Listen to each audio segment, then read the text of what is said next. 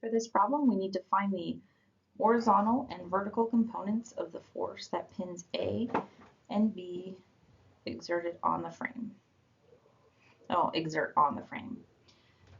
All right, so first thing is we'll draw our free body diagrams. Well, I guess we should make sure we have our assumption in here that the weight is negligible.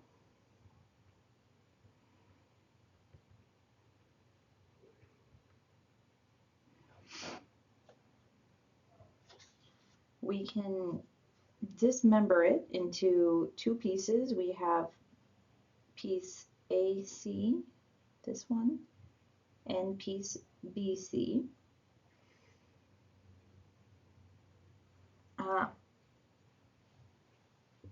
It's useful to be able to recognize that member AC is a two-force member. But we can also solve for it to be able to understand this.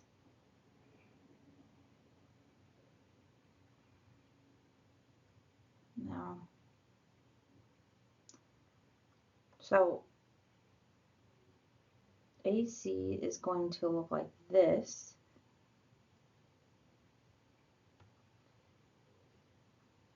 And if I draw the forces at the pins, I would have AY, AX, and CY, CX. So there's nothing else happening to this. So that means that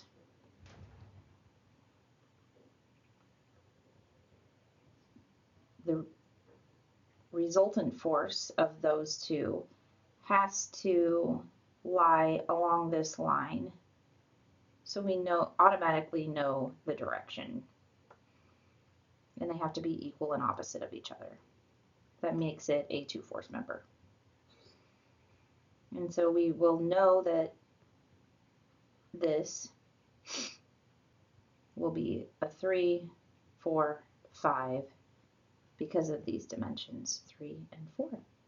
So we automatically know the direction because it's going to be along this line of action because it's a two-force member.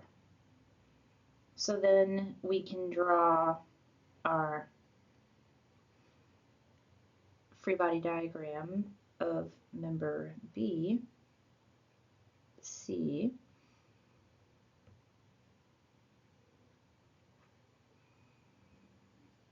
isolated by itself.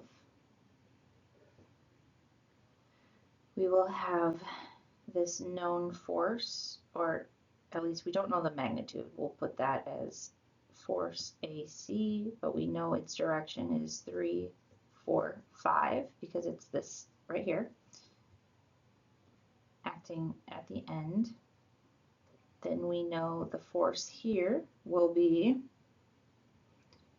the resultant of the distributed load will be 4 meters because that's the base, and the height is 2 kilonewtons per meter.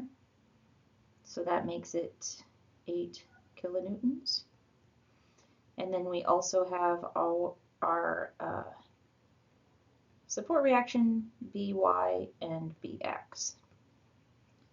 So we can do our equations of equilibrium.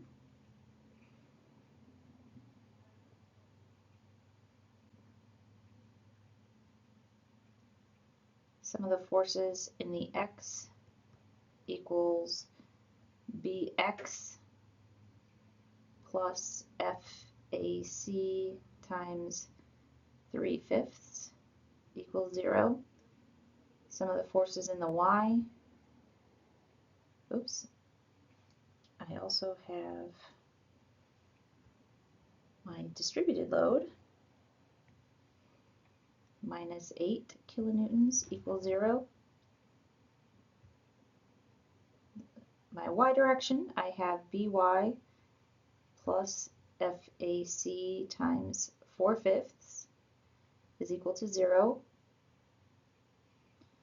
And I can take the sum of my moments about B. So I get rid of those two unknowns. I'll have this force, which is 8, and it will cause a counterclockwise rotation, so it's positive, and its moment arm will be half of 4, so that will be 2. And then the x component of this will cause a clockwise rotation, so it's negative 3/5 FAC, and its moment arm will be 4 is equal to 0. So I can solve that FAC is equal to 6.667 kilonewtons. I can stick these back in here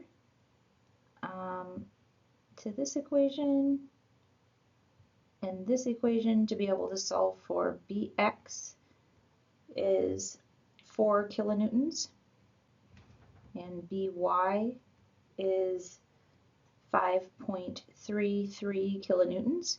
So those are the horizontal and vertical components of B, but I don't yet have the horizontal and vertical components of A. I just have FAC. So I can take FAC, if I want to get AX, that's going to be FAC times 3/5, which will be 4 kilonewtons.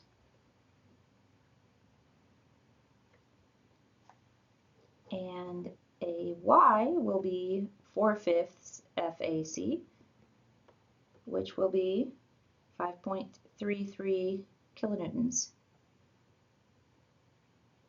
So now I have the X and Y component of A as well.